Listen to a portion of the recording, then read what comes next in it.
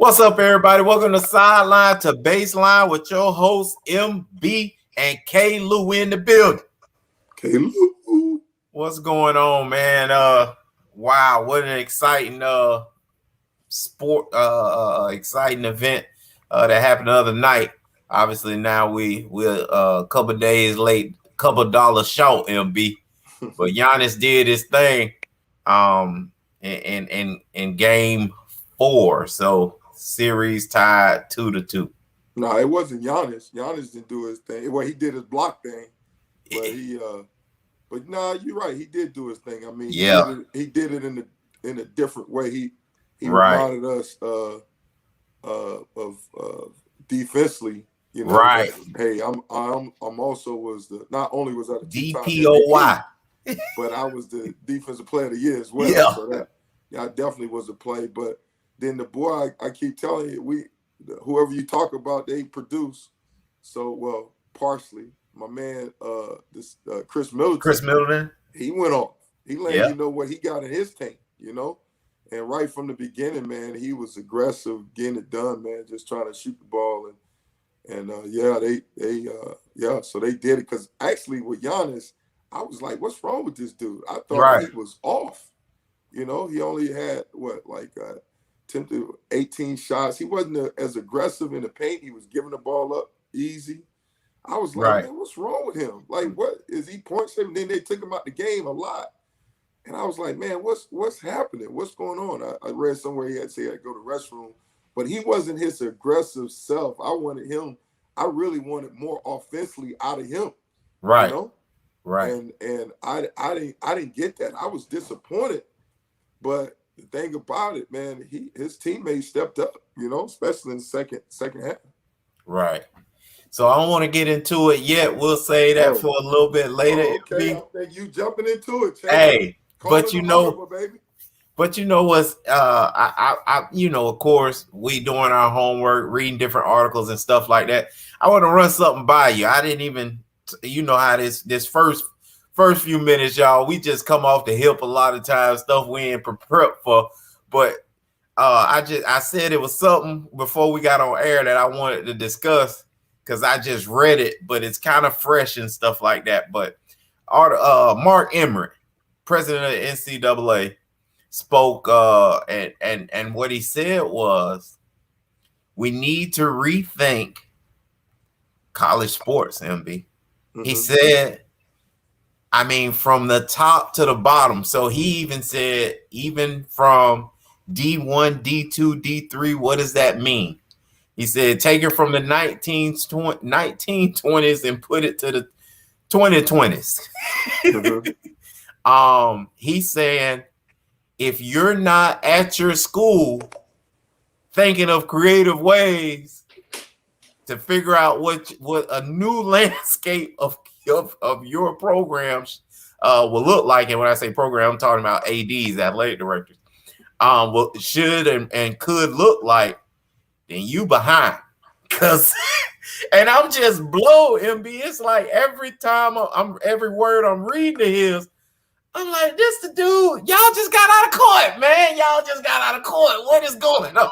Like, so I'm battling that in my mind, MB, and he talking about thinking of ways to figure out this new NLI thing, and then forget that, like, he wants you to think of the NCAA as a secondary or having a secondary role, that the conferences take more ownership of what's going on, MB. I'm just like, whoa, like, this is what, I thought would happen years ago, thinking the schools would pull out, the Big Five, the Power Five would pull out and create a super type situation and pull completely away from the NCAA. Now he's almost, to me, MB, is saying like, hey, I give you my blessing. So it's just crazy. And not, MB, I just wanted to hear from you, your thoughts as far as, what could you see a new landscape of college, sport, not just football, but college sport, what would that look like? I don't know. I don't know. I'm trying to read the article now as you talk, trying to get some solicit some point of view on it. Basically, MB, without What's going your into thought? detail, he's saying open your mind and think of what college sports could look like now. So, he's not giving a direction. You know what I'm saying? He's saying you figure it out. So what would that, basically, like, it's like, hey man, y'all talked all this trash about us over all these years. Do something. Figure it out. Yeah, because I'm reading this comment. It's sports. He says sports serve different function at different schools. The NC2A needs to govern in a way that is more reflective of that. He added NC2A should not shy away from the fact that a small percentage of athletes are using college sports as a path to professional sports. We need to embrace that, he said. And with NIL out there, we're providing other opportunities around the whole notion of using college sports as a career launching pad. So I guess he's like, man, if you can't beat them, join them. And it seemed like he's trying to get ahead of the curve as far as these reforms, and just realizing that, I guess the old way of thinking is not going to work. Right. And we need to figure out a way that is, since this thing ain't going to stop, we need to figure out a way to brace it and maximize the moment, Right. But he's not giving direction, though. He's right. saying you guys think of it and come up with it and start trying to figure this thing out. Like, let us play a secondary role. You police yourselves, and then almost to say, tell us what you want us to do. You know what I mean, MB? Like, if you want us to worry about open periods and closed periods, hey, we'll do that. If you want us to worry about, how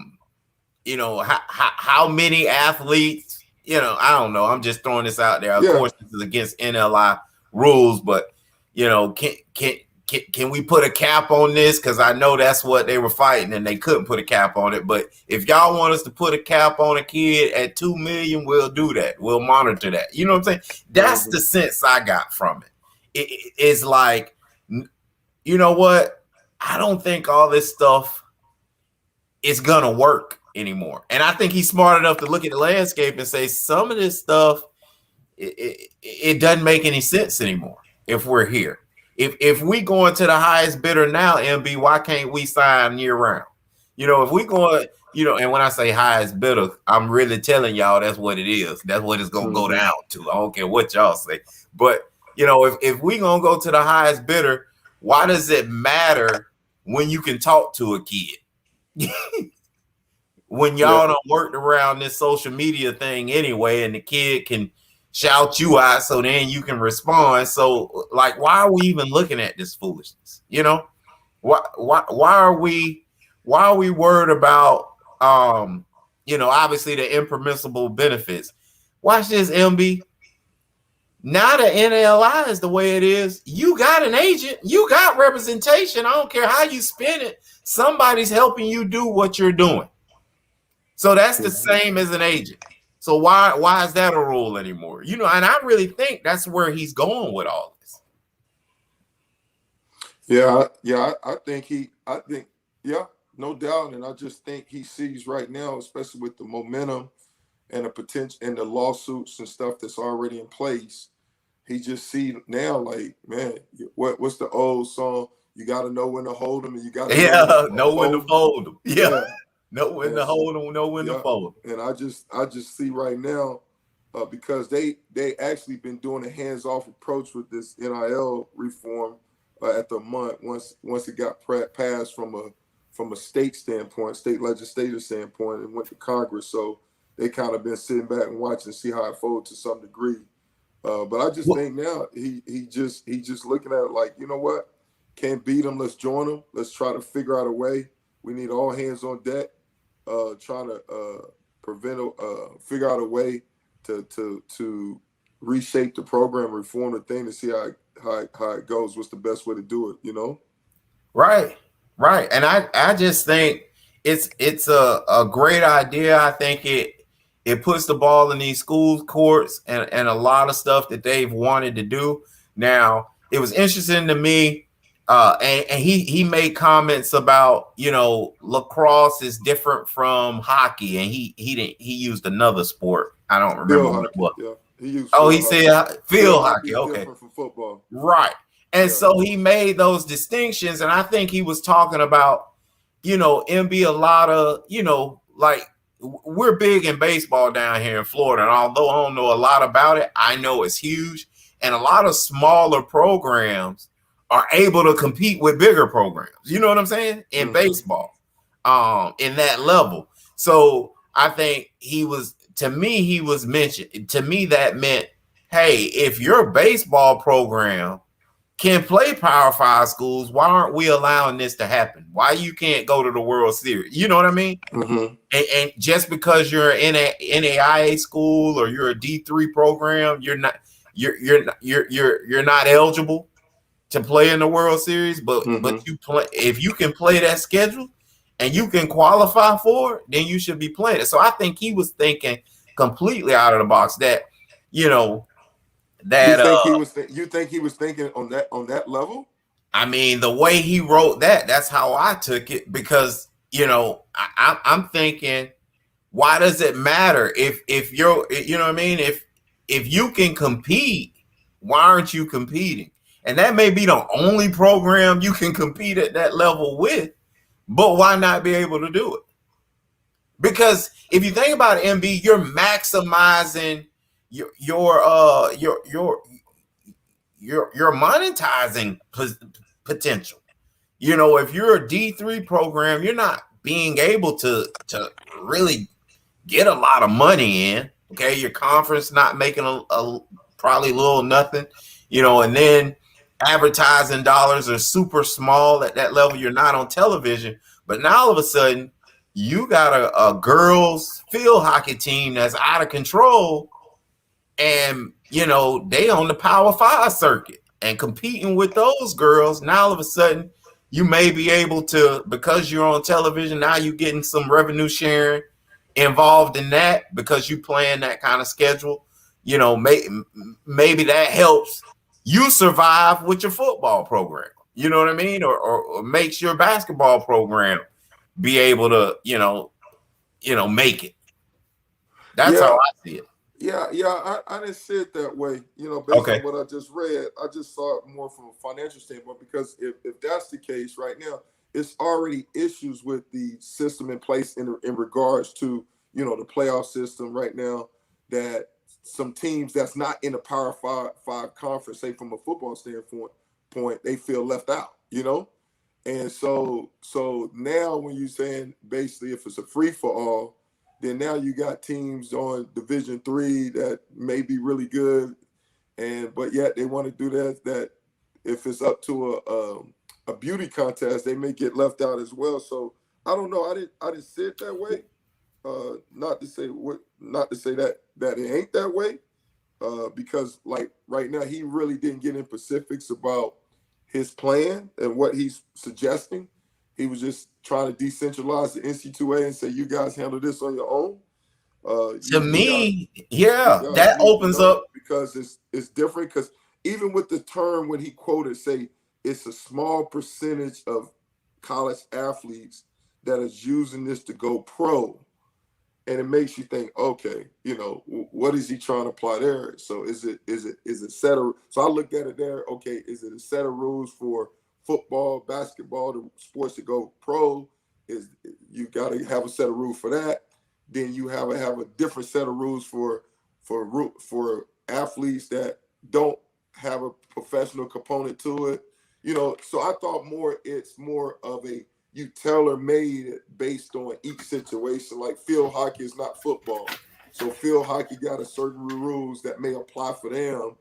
And let's listen to the people that's in field hockeys, and let's make some rules where they feel like this won't give everybody competitive advantage. But football got a whole different set of rules, and so let's come up with some rules that kind of fit that, as opposed to everybody just taking a generic penicillin pill to try to cure everything. Let's make it more tailor-made based on individual sport. So that's one way to look at it. From when I hear you talk and I read the article, I think he's looking for more of a tailor-made rules based on each individual sports. That's one component to it. I agree with that, but I'll add this one piece, this one caveat. Designed by you guys, not us. Yes, yes. That's what I'm hearing. No doubt, no doubt, no doubt. Because, no doubt. I mean, yeah. And see, to me, that says a lot. And that says, you know what I mean, that here it is. I'm open. The floodgates have been opened. Hey, figure this out. Come to me with ideas. Don't let me start. You know what I mean? Yeah, Shelling out directives.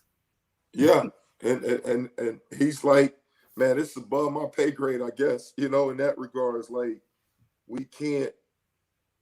Yeah, like you said, once this floodgate is open and he see what's coming down the horizon, you know, the role or the vision of NC2A and all that stuff he's like, no, that's getting us away from where we're at, and we need to put the onus on the school. So I see what he's talking about. And as we look at this, MB, you know, when you said football, it just made me think these are now going to be darn near full-fledged proteins, MB. That's what we're entering. And that's my belief. That's where we're going. These are full-fledged proteins that we will almost not recognize them as, you know, the U. It won't be the U. It'll be, you know, Miami football team. You know what I'm saying? The U brought the whole family together. You know, it was the U football, it was the U basketball, it was the University of Miami. You know what I'm saying? Like, it was you guys together. I think now it's gonna be a separate entity, and I think along with everybody else, you know what I mean, that follows suit with that. It's Duke basketball is going to be its own entity, you know, rolling by itself. And I think, you know, it's going to be the showcase. It's going to be, hey, why, you know, Microsoft now is etched into the stone at Cameron. You know what I'm saying? Like, like these arenas and stuff like that. I think it's about to take on a life of its own. I think, you know, NLI, I think the school's about to jump off the jump off the bridge too. And like we finally seen 100 years after the NBA been played, what, the last 3 years we finally seeing company logos on their jerseys. I think that's coming. I think that's right around the corner. You know, when we're seeing company logos that are there. You know, because the schools, you know, we talking about NLI, you know, and the schools like, well, shoot, how much more money can we get? They all have always been about this, so they're gonna be trying to capitalize off of the capitalization of the players.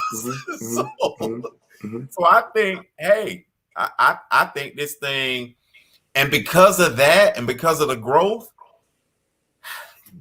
Again, this thing gonna be in another stratosphere. You know, remember the rules. They wanted the players to live amongst the rest of the students. You can't have no player dorms. I think all that's out the window. We got player dorms again. I think all that's coming back. And why you say from that standpoint? Because the money that's going. I think this opens the floodgates for it to be like professional sports. I'm just seeing it much bigger, MB. Like if you remember, you know, and you got to remember this too. See, my mind goes to the competition is social media. So these kids, you know, again, from a basketball standpoint, which is, you know, can make a living on social media. You know what I mean? Like right now. I'll throw remember the UCF kicker who kind of he helped springboard a lot of this. You know, he was kind of like the newer O'Bannon. You know what I'm saying? Mm-hmm. And when he went ahead and just gave up his scholarship to do social media, that dude's been doing great ever since, MB. Mm-hmm. And I'm just saying, I see that kind of lifestyle for the players. Okay, yeah, Now, I can see that for certain players. And because of that, you move.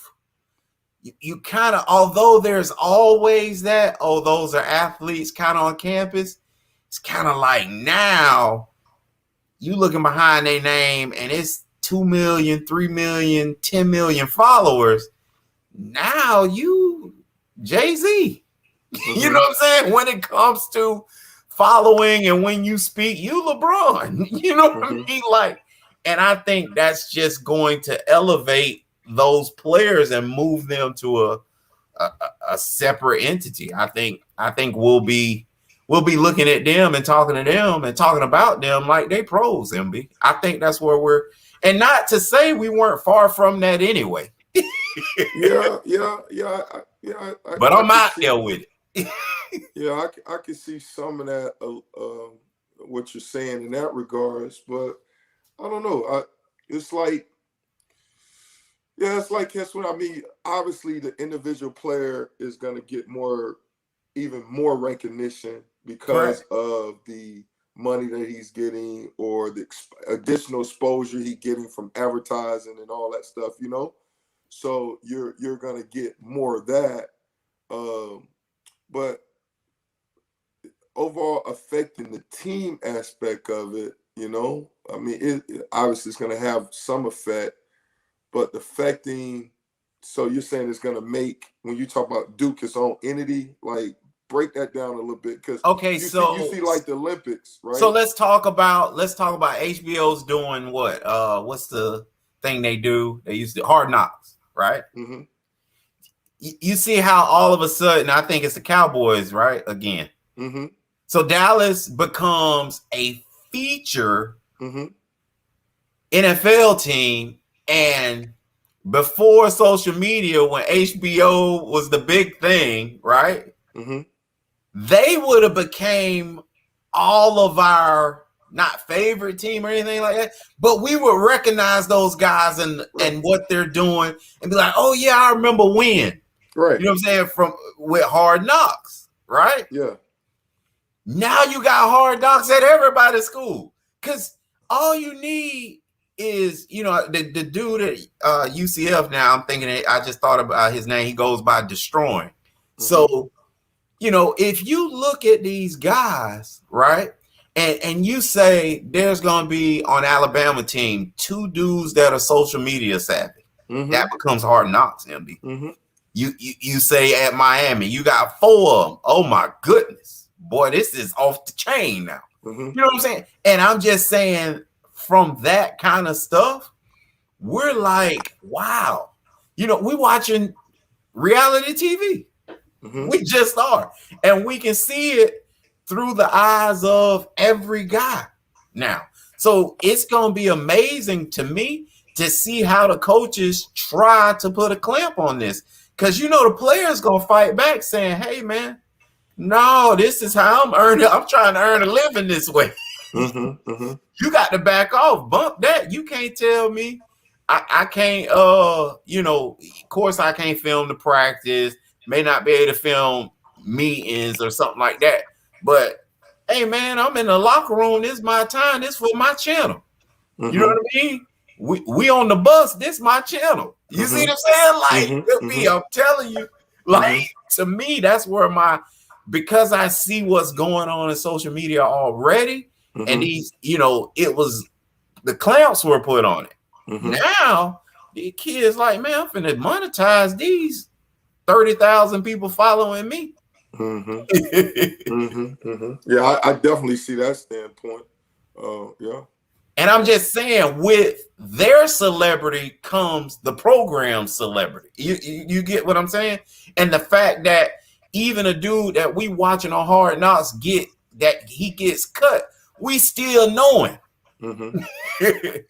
He's he's still somebody, even though he got cut. And that's where I'm saying, like, to me, this is old school when Hard Knocks first came on, and even we tuned in. That's what I'm talking about. I'm saying this is that for that group of fans. You talking about inside access. Ain't no more coach speak, baby. Ain't no more what? Coach speak. You're going to be getting it pure, raw, and uncut from these guys that are savvy, that can host their own shows and live in their own reality TV world. Well, that, and to me, that's where I know right now the NC2A is kind of taking their hands off of it.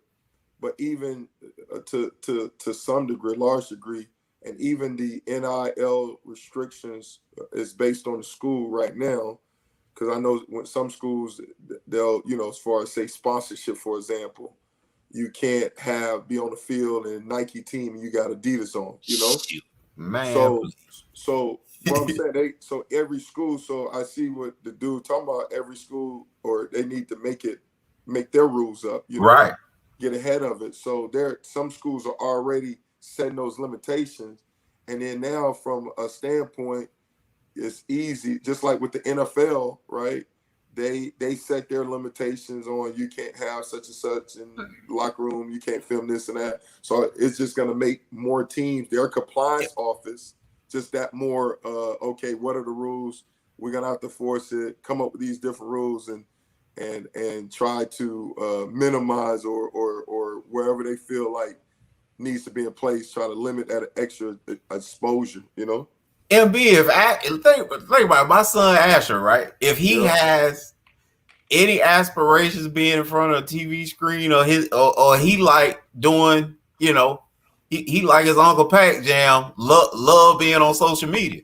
Bro, when I go to the UMB, I'm asking him, hey man, what are y'all rules? My son loves to be on social media. He's making money already. He loves to monetize this stuff. He likes to do these set of things. Are y'all gonna have a problem? That's part of the recruiting process now. Yeah, y'all have a problem with that? Oh, around here we can't do. Okay, Texas, here we come, baby. You know what I'm saying? That's what I'm saying. That's what I'm saying, to open up the floodgates, baby, because all that stuff is gonna have to be dealt with, Right. And so people gonna have to come up with the rule, and that's why I see NC2A, hey, you from a conference level, you come up with the rules. You know what I'm saying? Right. Because you gotta have some rules in place. It can't be a free fall, and then that's when you're gonna find out what rules are in place, and then now. So I like I said, just like the NFL, they got for simple stuff. You gotta your socks. You can't, because remember back in the day, I know growing, I used to have low cut socks, but then they want everybody to be uniform. So I could see. That's why the NC2A that's like, look, man, we see what's coming down the line. Hey, we ain't equipped to handle all that. We don't want to do that.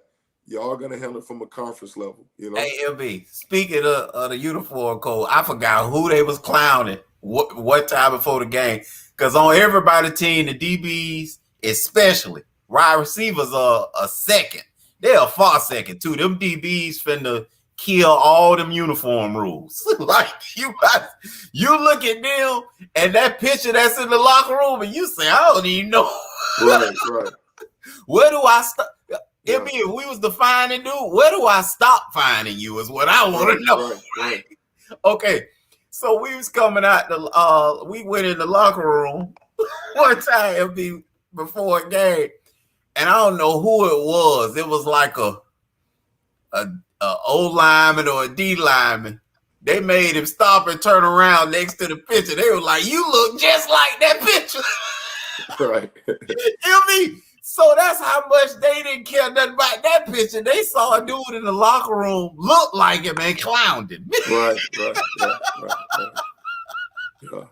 Now that picture the worst ever too. I don't know what they was thinking, LB. A uniform, man, trying to have you uniform, man. Like everybody the same. Oh man, ain't nobody look like that picture though, LB, except for the one lineman on our team, evidently. Going to the DB. All right, man. So The Olympics is coming, y'all, and guess what? They got a bubble. So here's the deal: a lot of teams, a lot of players or participants, Olympians, have decided and to withdraw. Some of them for this reason, some of them claiming personal reasons. But I think a lot of some this injuries. Excuse me? I say some injuries. Right, some injuries and stuff. But I think a lot of these reasons is especially talked about by Australian basketball player Liz Cambridge. Is saying flat out, I can't handle playing in no bubble. She talked about her mental health, and she's had a history of it before, and she's just like, I'm not even gonna try. Y'all done told me what the rules are. Y'all ain't let me take nobody with me. I'm stuck with these women who are my teammates, but basketball way different. If y'all don't know that, they not really together like that. But I can't just survive with the rest of my teammates and coaches. I need some of my people, and no one's being able to go. No one, unless your daddy, husband, sister, or brother happens to be your coach. They are not making that trip. So my question, MB, is how will that this bubble affect the athletes actually in competition? I mean, obviously we guessing at this, but to me, seeing the dropouts, I'm afraid of what we might be seeing. Yeah, I mean, it's based on the individual. I think it's like if you got the AI mentality talking about practice, we talking about practice, then I mean you're gonna struggle in that because it's not gonna be any fans in the stand. And if you're externally motivated and from a competition standpoint, then it could definitely hinder you. And then obviously from a support standpoint, I mean, this is the Olympics, and a lot of I know, shoot, if I was going to Olympic, I mean, you want your family to be there if they can afford to come. You know what I'm saying? This, I mean, happens every 4 years and whatnot. So I know that's a tough pill to swallow. To not, because I know for me, growing up and playing football, you look upstairs, okay, there go my mama. Okay, right. And man, just having that extra support like that, man, is priceless. So it's definitely going to be adjustment, but I think it's all based on the individual. Some people, like you say, they know their kryptonite. Man, I can't do it. And other people's like, you know what? I'm gonna go to a happy place and I'm gonna get this done, man, because I want to get that goal. So it's all based on the individual, I think. Man, I just think about, from our personal experience, it seems like it's funny how you hear and don't hear the crowd. It's almost like a lot of times, and this personal, MB, for me, it was like maybe when you run out of the tunnel, you hear them, but it seems like when you're on the field, it's deafening, meaning like it's so loud you stop hearing. If that means, and I don't know how to explain it other than that you running around and you may be able to communicate with your teammate, but you are not really hearing the crowd because it's almost like it's so loud. Watch this, MB. This MB will know exactly what this means. It's so loud it becomes white noise, which they used to blast in our ears during practice. Right. Yeah, no doubt. And I think it's also based on the sport. I think obviously some sports are definitely heavy fan participation. Track and field, like that whole aspect is gonna be crazy. But other sport may, it's not gonna have that big of effect. Swimming. Think about swimming, and they all sitting on top of them screaming. You know what I mean? It all depends. But like it's gonna come down to the individual, and especially not just the day, like the thing we're missing. You're talking about that emotional support heading up into the event, like I say, having somebody there with you. If your parent, you used to your parent going, or support going, and talking to you that pregame talk. It's almost like the boxer, in his locker room getting ready for the fight, and you got your hype man. Let's rumble, rumble, rumble. Let's get that pep talk. So now that's going to be more on the phone or something. So you got to just be creative to try to figure out how to get it done. But it's gonna be like practice and practice on restrictions, because even in practice you got a lot of people. But it's definitely gonna be a challenge. Right. I just can't. Obviously we watched the bubble NBA playoffs last season. The WNBA had it like that. I think soccer did it like that. And it was interesting. However, man, this is the Olympics. You're used to seeing everybody flag flying, colors flying in the stadiums. Man, it's gonna feel like practice, MB. I'm gonna think I'm not watching, like something for real. Like, you know what I mean? Like, for us watching it, it'll be more like the Hunger Games. You know what I'm saying? Yeah. Yeah. So that part won't be bad, because the team, they can show you what they want to show you. You see that. But for them, it's like the athletes, it could definitely feel like isolation. I wonder, like the true gamers, will this, help them? You know what I mean? The gamers that's out there, like, I don't care nothing about none of these people. I'm out here because you out here. You know what I'm saying? Yeah. That's what I'm saying. That's what I said earlier. If you got that AI practice mentality where you're not going your all, you got more of a bright light mentality, then it could definitely affect you. So you got you gotta know, you gotta have that right mindset, get ready to go, Shucks, it's never been truer when when coaches tell you go as hard as in practice as you do in the game, because this gonna feel like more like one of their training sessions. Yeah. Practice like you play, and then on top of that, you're talking about now for majority athlete, you're talking about going to a foreign country. Mm-hmm. Yeah, that's a whole different mindset as well. So because I know I was reading somewhere, because Japan, the restrictions that they have, and then they have the Olympic Village. If you got quarantines, and then you got to be careful about somebody else. So it's all these different restrictions, and now you're in a foreign country as well. On top of that, it's even challenging. And COVID still rearing its ugly head, not just in Japan. I think they said they only have about 30% of their people are vaccinated. So that's why they're taking all the precautions MB just stated. But Bradley Beal's out, MB, and Kevin Love just announced that he's done. Bradley Beal knew about it yesterday, but Kevin Love just announced today he's gone. Man, y'all ran. Who was that? Jalen Rose ran Kevin Love off, man. Yeah, I was wondering why he was. Ain't buying that. LB, he using the excuse he's not at 100%. His calf injury is still lingering. You know that when they picked you, so you gonna have to come better than that. I think he ran off because of all the flack he got, all the pushback. I really think. The USA media ran him off. He probably he ran off too. He was like, man, we got an opportunity to lose, and I don't want them blaming me. They gonna blame me. What was I doing out there anyway? Yeah, exactly. So he's a wise man. He already got his goal, but but what do you think about who they selected to replace him?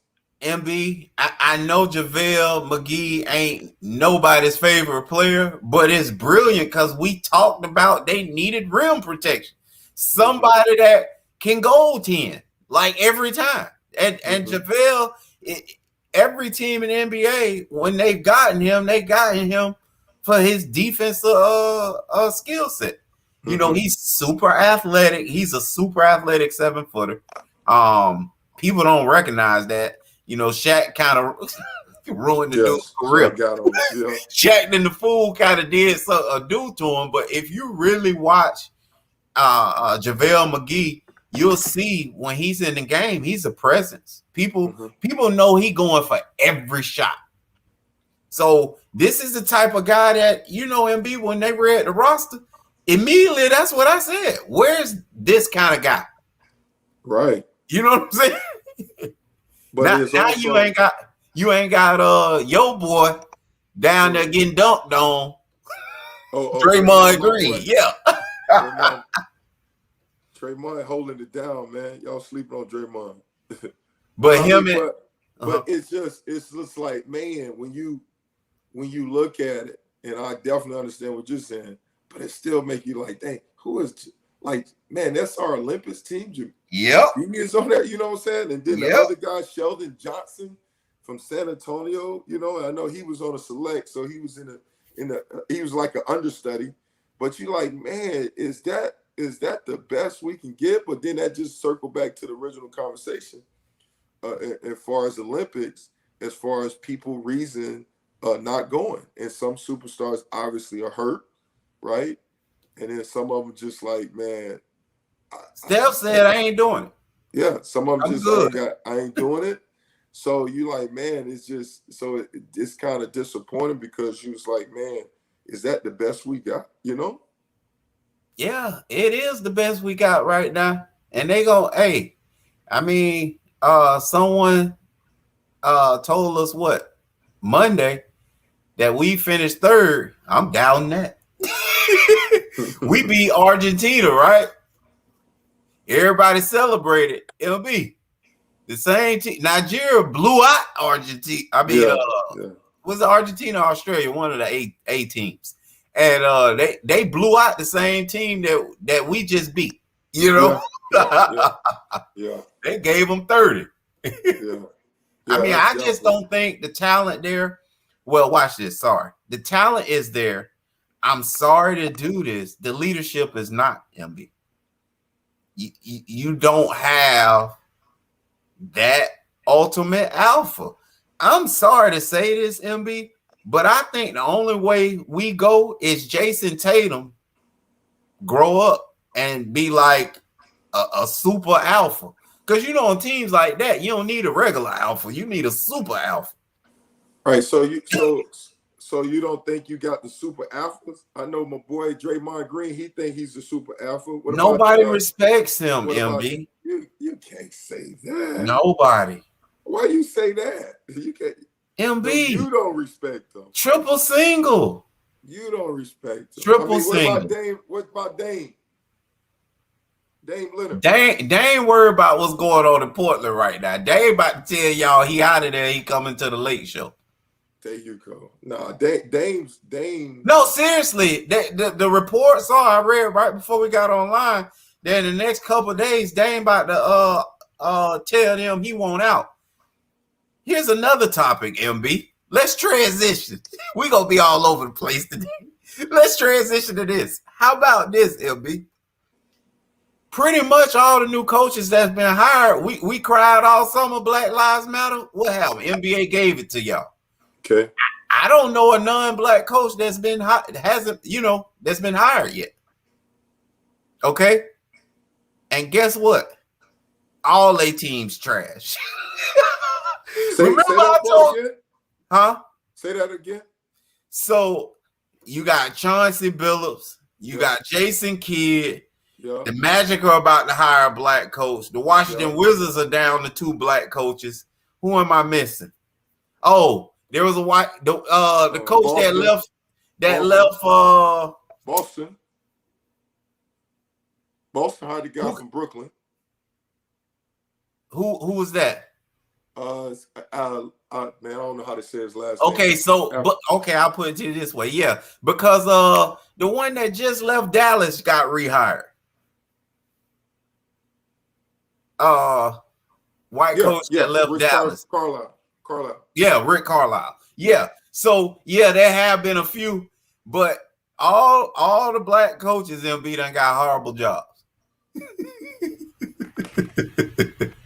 Well, except for Boston. Boston's not horrible. At least you got something to play with. You got some play money to play with. You know? Because think about it like this, MB. Think about it. So So I wouldn't consider Dallas a horrible job. Oh, that's Jason Kidd right now trying to convince him and Mark Cuban trying to convince Luka that you can play with KP, Kristaps Porzingis. They trying to convince him right now. You can play with him, man. He all you need. Yeah. Which he is, MB. But Luka's not that dude that can feature him. That can just go out there and get 15 dimes and 20 points and get Porzingis 40. He's just not that guy. But that's a whole nother conversation. Because of that, to me, they trash. Okay. But I'm saying like Kansas City Chiefs coach, when I kept telling you, no, he doing the right thing. That's what I feel like some of these Chauncey Billups now done got involved and signed for a dumpster fire. Yeah, now the Chauncey, I agree, but Dallas, I think you got a generational talent player, you got some assets where you can move around, and then Boston. So I don't know. I think those two are good jobs, you know. But I mean, what you talking about? Good. I think if your goal ain't to win the NBA Finals, it's a great job. I mean, you got Jason if it's just Tatum. To be a good team.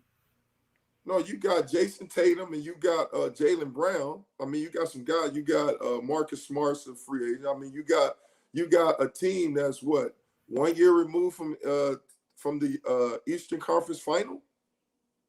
You know, MB. You traded. I hear you.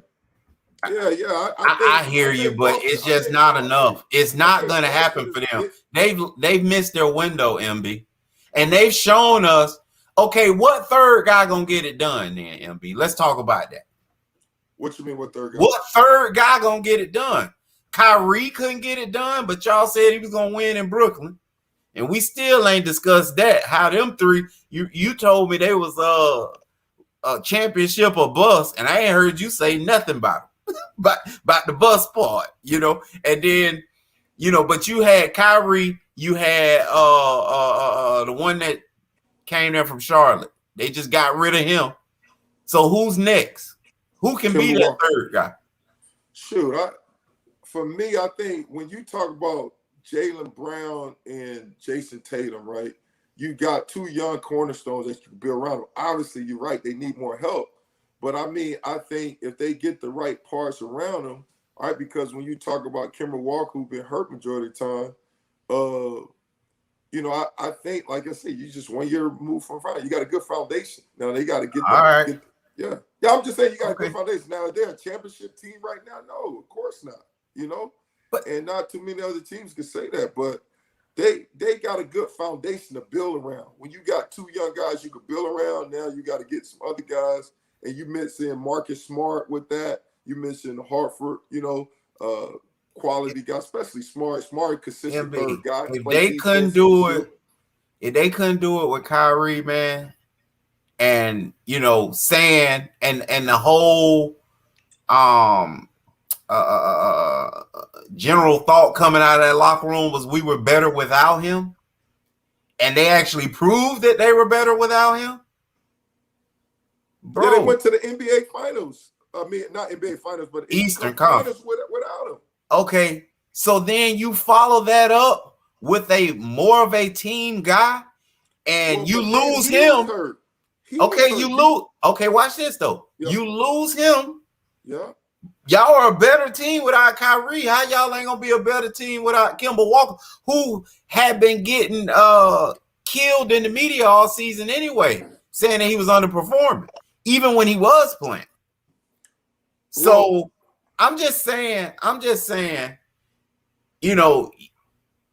neither guy worked out. Bottom line. No doubt. Okay, but they were two very high-level pieces that I don't think anyone will argue could be a part of a championship piece. Obviously, Kyrie, because y'all jumped on that bandwagon. And then I don't think anybody would call Kyle Lowry a piece and Kemba Walker not be a piece. But So that's what I'm saying. Like, they've had 3 pieces allegedly, and it's just not worked. So I wouldn't call that job good at all. I think I think you use Jaylen Brown as trade bait to get because I think the same problem when you look at Kawhi and Paul George, I think you got the same problem over there. You got 2 people, and I stole this from Jay because I loved what he said. When Coach Jake, when he said you got the same player twice, and essentially, I know their styles are different, but they doing a lot of the same stuff. You know what I mean? You think more exciting, high flying when you say Jaylen Brown, and you think more methodical one-on-one when you think and can shoot it and go blow past you when you think of Jason Tatum. But if you really look at how they're scoring and where they're scoring from, you'll see them balls in the same areas. Yeah. But like I said, about overall team, when you look at, you brought up about they haven't got it done with Kyrie. Well, I mean, Kyrie was hurt. So that whole thing, when he was there, I mean, he dealt with injury. And then now you get Kemba Walker, who was one of the most durable guys in the NBA. He gets there, and then now he's hurt, especially this past year, had a knee issue. So to me, you're like, man, if we can get a consistent third guy, right? Man, look at what we could do with when you talk about Marcus Smart, you talk about the, Robert Williams they added through the draft, you talk about the other parts they have, you're like, man, you encourage that, man, if I can find a consistent third part, that a guy that's not injured, then you had, what's your name, the other dude that was hurt, really, it's like, I'm thinking now, all the big-time free agent dudes was hurt because you had Gordon Hayward, right? He broke his ankle, and he was a high-priced free agent guy. No, yeah, that 1 year, right? Yeah, but he played with Kyrie for the full season. But I'm saying he wait, I think he got hurt in the bubble. Yeah, I think he was hurt too. Like he broke his ankle early, right, against the Cleveland Cavaliers, right? Okay. And then so had a horrible break. But then what I'm saying though, all the big time free agent guys, I'm just saying, like, they haven't got their money worth out of them. So to me, the story's kind of incomplete.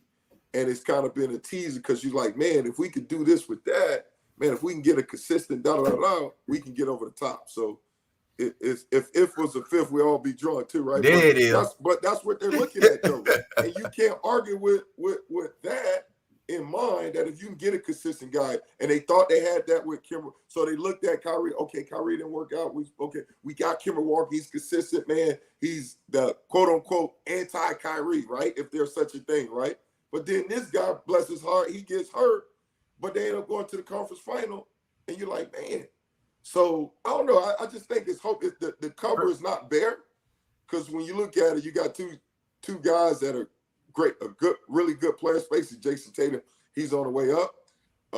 Do I argue with you that they're kind of the same? No, yeah, I could definitely see that, but you got two good blocks to build off on, and that's what I'm saying. I'm just not too sure that if I'm in that position that I'm trying to build with those 2 blocks. Like, I'm not letting Jason Tatum go, but Jaylen Brown, I'm trying to see what y'all will do for me with him.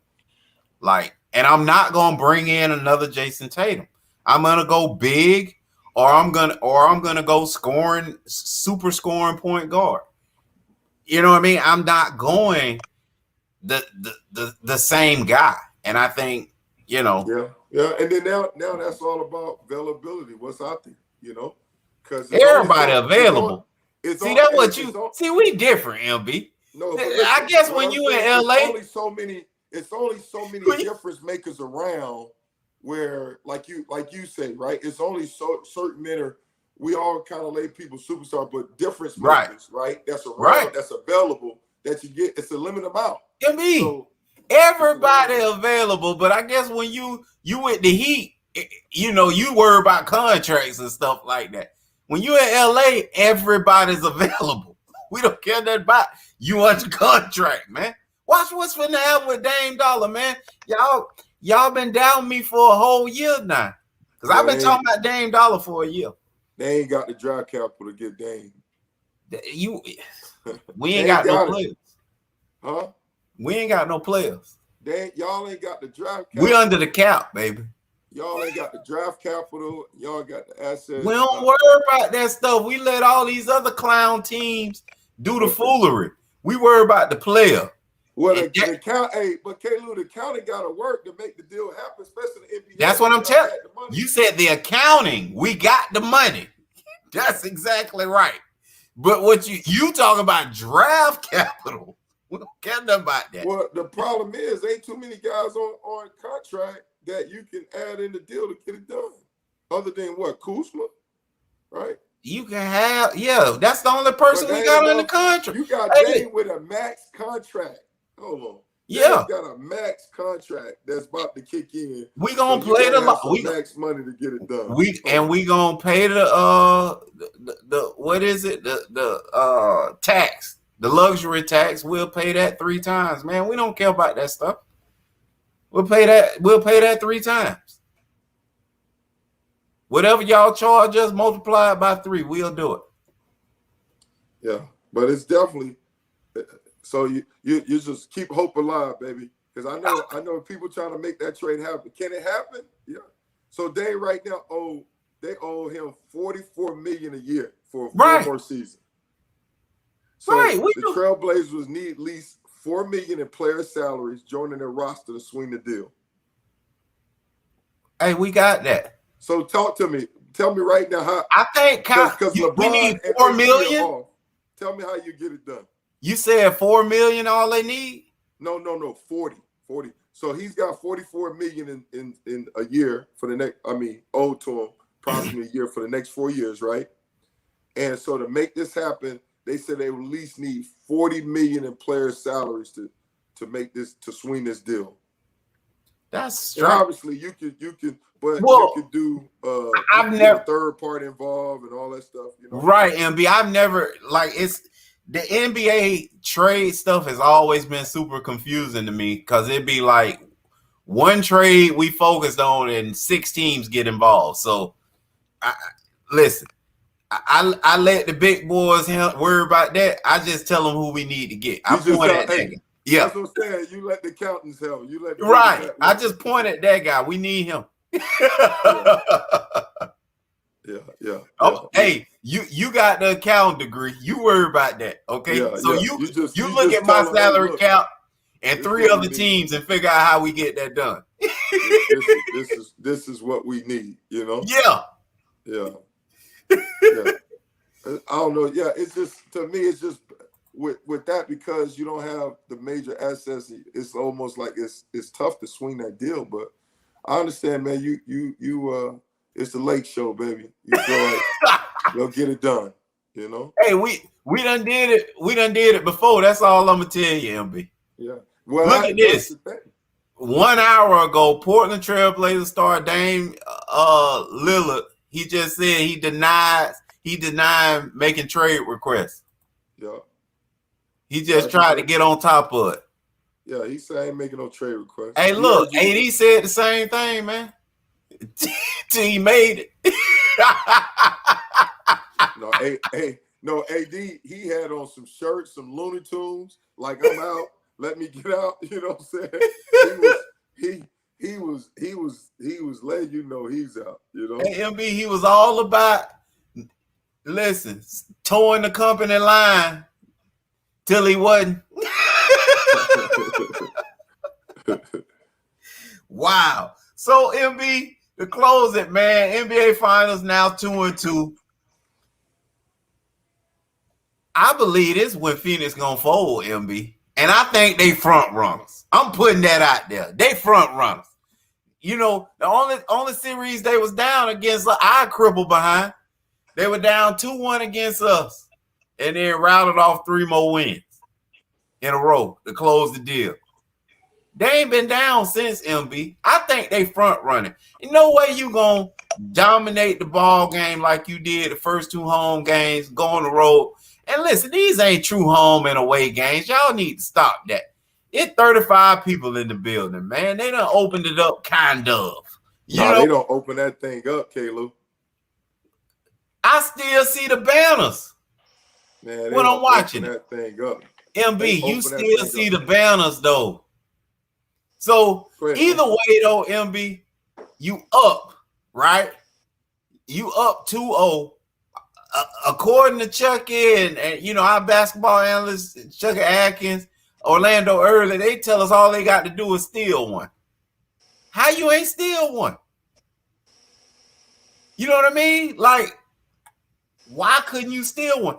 And then if you really look at it, MB, it seems like if you match up the two wins, you can argue that Milwaukee's been more dominant in their wins than Phoenix was.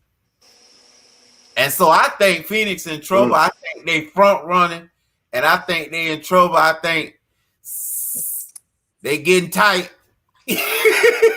and guess what? I think it's time for them to blow it, man. I think this is when you get Milwaukee to steal one, man. Wow. Man, you switched out on them, boy. Didn't I? That's because I was trusting Orlando. Orlando made me do that. Remember he telling me all the numbers and what they got to do, and this is basically impossible. And I'm telling him, man, how I'm going to pick Milwaukee after you done talk like that? I'm trusting you. Yeah. What Vegas saying? MB Vegas say who gonna win? Who's winning this game? I don't know. Right. But I'm looking at the seating capacity for Milwaukee. It's 100%, baby. Oh, okay. Yeah. They increased it, man. Once the June 1st is gone. But yeah, no, I don't know. I think I'm still want Phoenix to win. You know what? As far as front runners, I don't know. I'm not gonna label them that just yet because this is the same Milwaukee team where they playing Dr. Jekyll, Mr. Hyde. And what I mean, same Milwaukee team that was down 2-0 against the Brooklyn Nets, especially after that second game, you was like, it's over. Put a fork in it. They got blown out, right? And man, Milwaukee, man, they showed some resiliency. They're at home. They showing some resiliency. And they just, I mean, their defense tighten up. And then one of the things, they start making some adjustments, especially on the offensive side of the ball, where they start making a whole lot of adjustments on there again, trying to intentionally get the other guys involved. Chris Middleton, getting him involved, getting Drew Holiday involved. I mean, he had 20 attempts, even though he was 4 for 20, had a poor outing. But they're trying to be intentional of getting other guys involved on top of Giannis still doing his thing. So you can see the play calling has been a whole lot different. So I don't know. And then the defense, man, they've been tightened up. I mean, they made Phoenix this last game have 17 turnovers. You know, Chris Paul had 15 in the last 3 games, which is like crazy. Right. Because he's not that type of guy, you know? So, I don't know. Yeah, I see what you're saying. I can see a little bit, but I think it's more so Milwaukee and what the adjustments they made and what they had to do or what they decided to do, and then now playing at home. I think that is more of a factor than Phoenix being, front runners, Well, look like the only adjustment they said, MB, they said we gonna let Devin Booker do his thing, and then we gonna, what Orlando said, they put Drew Holiday on Chris Paul. Yeah, that's the answer. Well, and you're talking about from adjustment from who? What is Milwaukee guarding Phoenix. Right. So that's, and then what other adjustment you said? You said that Milwaukee made or Phoenix made? No, Milwaukee has made the adjustment to just say, Drew, you got Chris Paul. Yeah, to some degree, yeah. And he's been doing a good job on Chris. But then the adjustment, then what other adjustment you talking about? Then And I'm saying they're saying let Devin do what he do. Like, because basically they're saying one of our guys or two of our guys can match his output. So he's eliminated.